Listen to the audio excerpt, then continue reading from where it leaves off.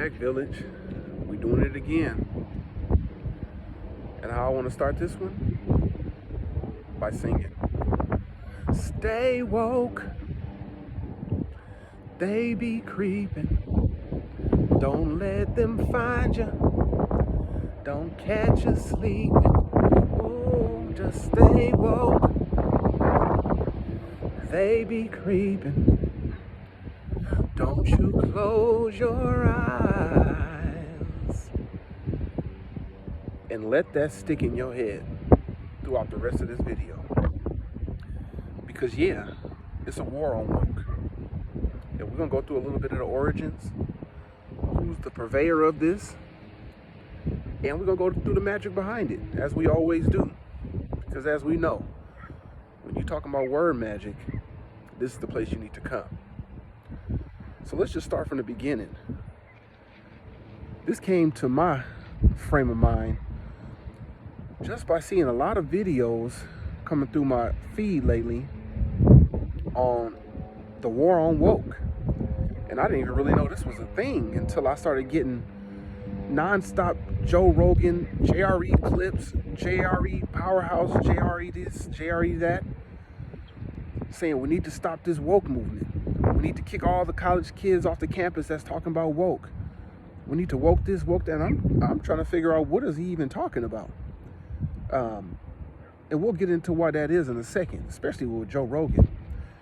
But when I did the research and looked into what woke ideology is, or what is trying to be translated or transitioned into being, people are trying to make it a derogatory term that means people who are focused and awake and alert to the injustices that's going on, or the incorrectness that's going on in various parts of life.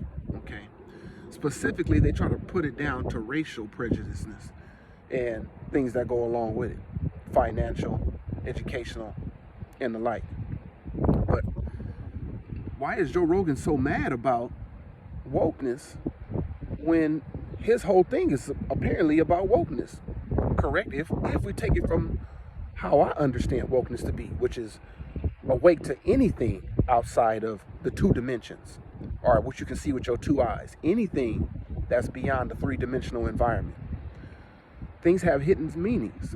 Things have magical meanings.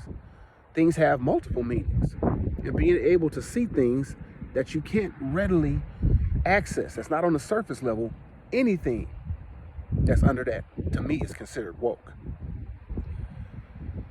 So why is he so mad about it? Especially when his profile picture is, get this, it's a picture of himself with a third eye. Okay, his third eye, is it closed? No, it's open. That right there in the symbology signifies that he's supposedly awake. Correct? But not only that, he supposedly has people on his podcast that talk about things that aren't in the mainstream media. So literally everybody that he has on, his whole shtick is about woke. But whenever I see something from him talking about woke, it's always derogatory, specifically towards black people. But I understand why. Number one, he didn't turn into a government plant like everybody else. A lot of black people only know Joe Rogan because of Dave Chappelle. But the only time he was dealing with Dave Chappelle was when Dave Chappelle was a crackhead, when he was Tyrone Biggums. Other than that, black people wouldn't know who Joe Rogan was unless they watched MMA or something like that. But let's look at some other guests that he be having on there. Randall Carlson. Randall Carlson is considered woke. He's talking about all the injustices that go on, from the hidden floods to them lying to us about the geology and the history, specifically when it comes to ancient civilizations in Africa, like ancient Egypt. What about Randall Carlson's buddy, Graham Hancock? Is he not considered woke? But I don't ever see him using woke towards them for whatever reason. I don't understand that. Well, actually, I do understand that, but you get my drift.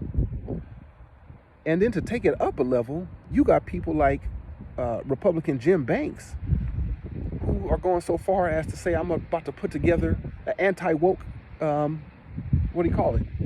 A caucus, anti-woke caucus. What is that? And who are you going after? Okay. What about Ron DeSantis and his Stop Woke movement in Florida, where he says anybody that's teaching anything about the injustices, the systematic injustices, the built-in injustices that go on in this country, that needs to be stopped. So teachers can't teach it, they can lose their job. People can't talk about it. Who knows what restrictions might be placed on them? But all this is coming with the word woke. Now, let's just take it back a little bit. Let's take it back a little bit. Let's actually just take it way back in the time. And what we really are talking about when we talk about woke is an ancient African concept called the Ujat.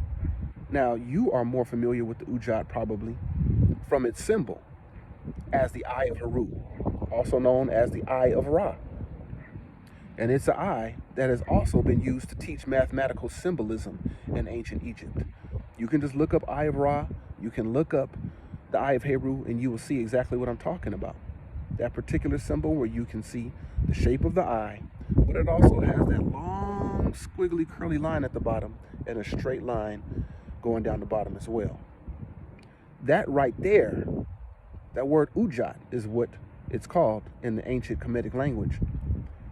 It's really you being awake, or it really stands for advancement. You might hear the term Ankh Ujat Seneb, which means life, advancement, or power, and health. So having the Ujat, having it right here on your forehead, means that you don't only see with your two eyes here, but you also see anything that's beyond that. Anything that's below that, anything that's above that, anything that's through that. You can see in 4 dimensions and even further on into multiple dimensions. So that Ujat is where this concept really comes from about being awake. And often in the Pert Im Haru, or the book of going into light, which is also a form of awakening, the book is also called the Book of Great Awakening. If you look at the translation, a lot of it is talking about waking up after death. If we look at the ancient Irish term, when you say that you're doing awake for somebody, it means that you hold a vigil. Basically, they're waking up into another form of existence. They're transitioning to another form of existence, and you're sitting there going through it with them. So that's where the term going to awake comes from. But the word woke, the way we currently say it, W-O-K-E, has its origins in actually Old English. So an Old English term that meant the same thing, the past tense of wake. But then it also has Germanic and Dutch origins with the word waken or waken, which has very, very similar meaning, also related to the word watch.